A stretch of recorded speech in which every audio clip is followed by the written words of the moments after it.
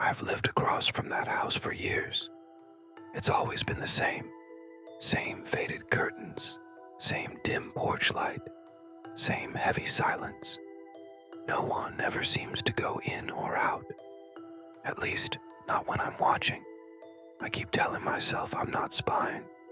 But when you live alone for long enough, you start to notice the patterns in the world around you. Little things, details most people would just walk right past without a second thought. And there's this one pattern I can't shake. Every single night at precisely 10:13, a light turns on in the upstairs room. Always at the same window. It stays on for exactly 6 minutes, then it goes dark again, like clockwork. Every single night. What happens in those 6 minutes? So, I started filming it. I had this idea that if I just gathered enough data, I could figure it out.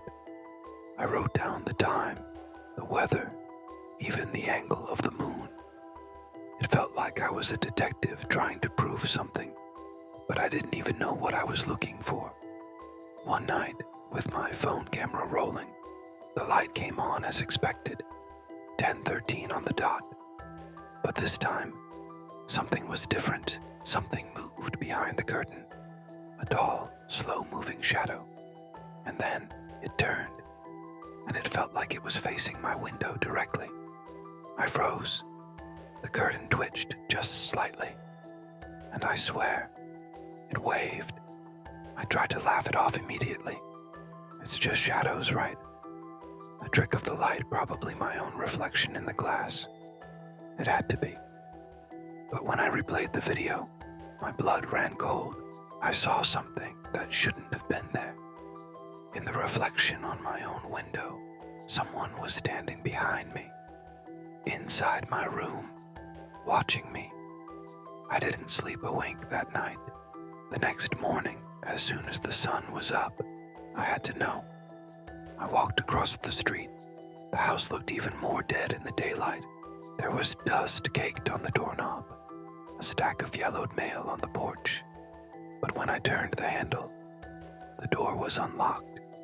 The air inside was stale and thick. I walked through the downstairs, my footsteps echoing in the emptiness. Every room was bare. No furniture, no pictures, no sound. It was a hollow shell, except for one room upstairs. The one with the light.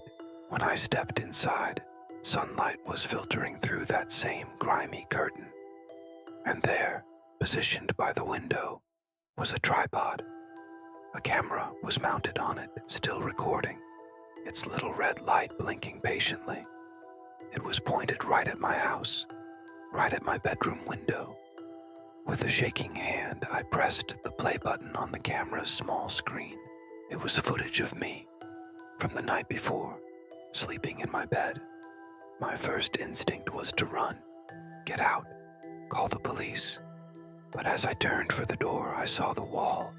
It was covered in photographs, dozens of them, all of me, sitting on my couch, making dinner, reading a book. Different nights, different angles, all taken from inside this house. I scrambled outside and called the cops. They arrived in minutes, sirens wailing. They searched the place from top to bottom, but there was nothing. No one there. No fingerprints, no signs of squatters, nothing. One of the officers came over to me, looking confused. He asked, "So, when did you move into your house across the street?" I told him, "About 5 years ago." He frowned, sharing a look with his partner. "That's strange," he said. "According to our records, this house has been vacant for 10 years. I don't record anymore. I keep the blinds shut tight now. I don't even look outside if I can help it. But sometimes, when the power flickers for just a second, I see it.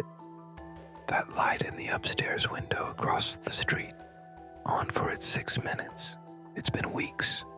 I even moved my bed to the other side of the room, away from the window. I tried my best to just stop thinking about it. But last night, something happened. I saw my own curtains move from the inside, a slow, deliberate twitch, as if someone was standing right where I used to stand, filming me back. I keep telling myself not to look, not again, don't engage, but it feels like every time I gather the courage to peek outside, someone's already looking back at me. This morning I tried to pretend everything was normal. I told myself it was over, that I was just exhausted, and my mind was playing tricks on me. I made coffee. I opened my laptop to check my emails. Just normal things.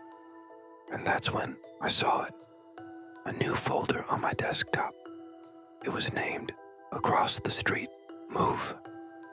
My heart pounded in my chest as I clicked it open. The video started to play. It was footage from last night, filmed from outside my window. The video shows me sitting right here, in this very chair. You can see me talking. You can hear my voice, word for word, saying exactly what I'm saying to you right now. The video on the screen kept playing, even after I stopped talking.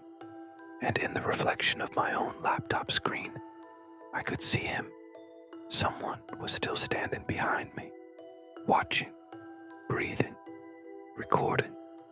And now, I don't know who's telling this story anymore.